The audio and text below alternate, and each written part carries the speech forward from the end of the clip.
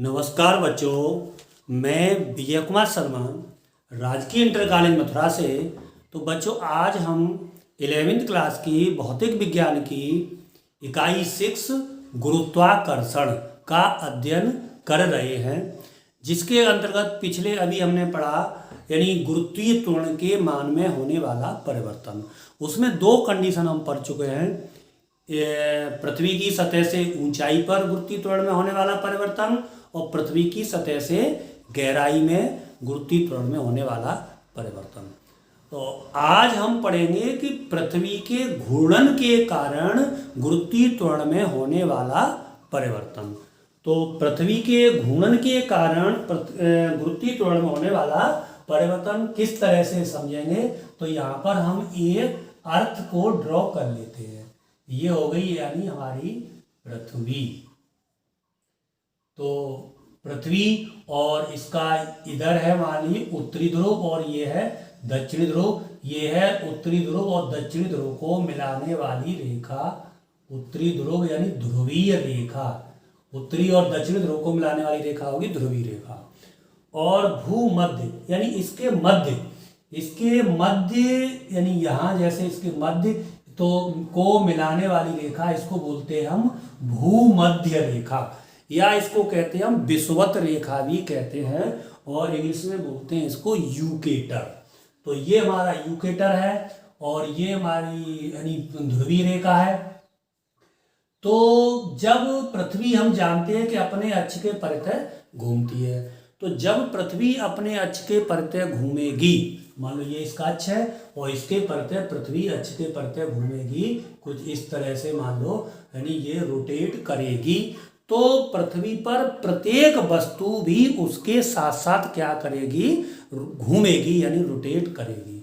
तो इसकी सतह पर मान लीजिए ये स्मॉल द्रव्यमान यानी एम द्रव्यमान, पॉइंट का नाम दे दो मान लो पी, पर कोई वस्तु स्थित है, यहाँ पर इसका गुरुत्वीय त्वरण जी है, तो वो वस्तु भी पृथ्वी के साथ साथ क्या करेगी, रोटेट करेगी, कुछ इस तरह से घूमेगी। यानी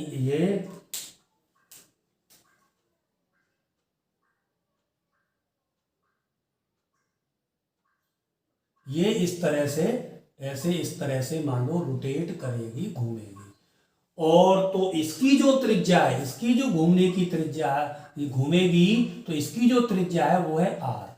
और यहाँ एक दो चीज और क्लियर कर दूं मैं कि ये मान लो भूमध्य रेखा है, ये ध्रुवीय रेखा है, और इसके यानी इसकी सतह पर किसी बिंदु को अगर पृथ्वी के केंद्र से मिला दें, तो ये हो गई हमारी पृथ्वी की त्रिज्या यानी आर ई, और पृथ्वी की त्रिज्या और इसके यानी भूमध्य रेखा के साथ ये जो एंगल बना, इसको बोलते हैं हम अक्षांश या लैटिट्यूड, और इसको व्यक्त करते हैं लैम्डा से। यानी लैटिट्यूड यानी लैम्डा, अक्षांश यानी भूमध्य रेखा के यानी उसकी सतह से उसकी यानी त्रिज्या के बीच में जो कोण बनेगा, इसको हम अक्षांश या लैटिट्यूड कहते हैं। तो यहाँ पर कोई वस्तु रखी हुई है और वो जिसका द्रव्यमान है एम, और जो वो घूम रही है उसका मान लो तो वेग होगा, उसमें कौन सा होगा, कोणीय वेग, यानी कोणीय वेग ओमेगा से घूम रही है।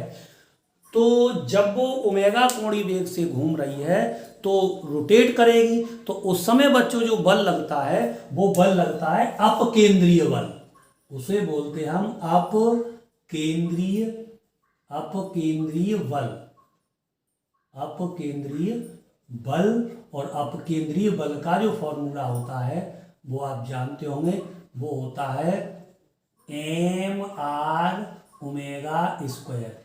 एम यानी mass of the body, R means उसकी रेडियस, और ओमेगा उसका कोणीय वेग, यानी एम आर ओमेगा स्क्वायर। इसकी जो डायरेक्शन होगी वो यानी इसकी जो दिशा होगी, ये पीपर है, इसकी जो दिशा होगी इस तरह से होगी।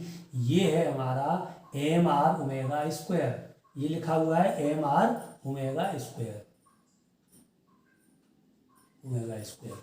अगर हम एम आर ओमेगा स्क्वायर जो अपकेंद्रीय बल है, अगर हम इसका यानी क्षैतिज घटक प्राप्त करें, तो क्षैतिज घटक इसका कितना होगा, इसकी जो त्रिज्या के अनुदिश। तो क्षैतिज घटक आप जानते हैं, इसका जो क्षैतिज घटक होगा यहाँ भी एंगल कितना बनेगा, लैम्डा ही बनेगा। और क्षैतिज घटक इसका मिलेगा कुछ इस दिशा में, और ये मिलेगा M R omega square cos lambda, M R omega square cos lambda. ये इसका क्षैतिज घटक होगा, इसकी त्रिज्या के अनुदिश इसकी दिशा कुछ इस तरह से होगी। तो बच्चों अगर हम इसका यानी परिणामी बल निकालें, परिणामी बल यानी रिजल्टेंट फोर्स, परिणामी बल, तो वो यानी इसका जो वस्तु का जो भार है वो काम करेगा किधर, वस्तु द्रव्यमान m है तो ये वस्तु का भार काम करेगा, वास्तविक भार इधर इसके केंद्र की ओर, जिसकी दिशा मैंने दिखा रखी है। और इसका जो क्षैतिज घटक हो गया वो उसकी दिशा M R omega square cos lambda, क्योंकि ये विपरीत दिशा में है। तो इसका परिणामी जो बल मिलेगा वो मिलेगा M G minus M R omega square cos lambda, ये होगा इसका परिणामी बल। अब इसका जो ये इधर जो mg है ये इसका क्या है, वास्तविक भार उसके केंद्र की ओर जिसकी दिशा है। इसका जो आभासी भार होगा वो होगा, मान लो कोई उसकी दिशा इस तरह से होगी कुछ जैसे मैंने दिखाई है, ये मान लेता हूं mg डैश, क्योंकि उसका g कुछ इधर परिवर्तित हो जाएगा। तो इसका आभासी भार यानी बॉडी का, वस्तु का आभासी भार क्या होगा, वो मिलेगा हमें mg डैश। तो जो इसका जो आभासी भार है वो उसके परिणामी बल के कैसा होगा, बराबर होगा। तो इसको मैं बराबर करूं तो ये मिलेगा mg डैश बराबर mg minus M R omega square cos lambda, m इसमें से कॉमन ले लें तो क्या मिला, g minus r omega square cos lambda, और ये है एम जी डैश, m से m कैंसिल हो जाएगा तो g डैश बराबर क्या मिल जाएगा, यानी g minus r omega square cos lambda. अब हम क्या करें, कॉस लैम्डा की वैल्यू हम ज्ञात कर सकते हैं। तो कॉस लैम्डा की वैल्यू क्या मिलेगी, यहाँ पर थोड़ा देखें, कॉस लैम्डा यानी ये त्रिभुज अगर हम इसको देखें, यानी यहाँ पर मान लो O और ये है हमारा यानी P और ये है Q। तो इस ट्रायंगल में ध्यान से अगर देखें, इस ट्रायंगल को ध्यान से देखें तो ये बनेगा हमारा समकोण त्रिभुज। ये इसका यानी बेस हो गया, इसकी त्रिज्या है r, और हाइपोटेन्यूज कर्ण हो गया इसका r ही पृथ्वी की त्रिज्या। तो यानी समकोण त्रिभुज OPQ में यानी निकालें, और कोण कितना हो गया, लैम्डा, कोण है इसका लैम्डा।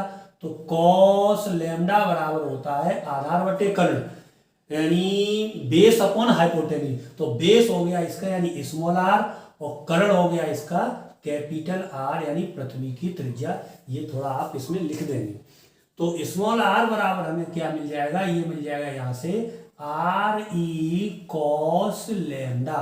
ये r की वैल्यू यहां इसमें मैं लगा दूं तो क्या मिलेगा, तो g डैश बराबर g माइनस r की वैल्यू आ गई हमारी R E cos lambda, R E cos lambda और omega square cos lambda, sorry क्या हो गया, कॉस लैम्डा ओमेगा स्क्वायर। तो g डैश बराबर हमें क्या मिल जाएगा, यानी g माइनस कॉस लैम्डा कितना आ गया, कॉस लैम्डा का होल स्क्वायर। तो क्या आ जाएगा, are E omega square cos square lambda. तो ये जो समीकरण बच्चों प्राप्त हुई, इसका नंबर दे दो चलो, मान लो मैं 1, ये कहलाएगी यानी पृथ्वी के घूर्णन के कारण गुरुत्वीय त्वरण में होने वाला परिवर्तन।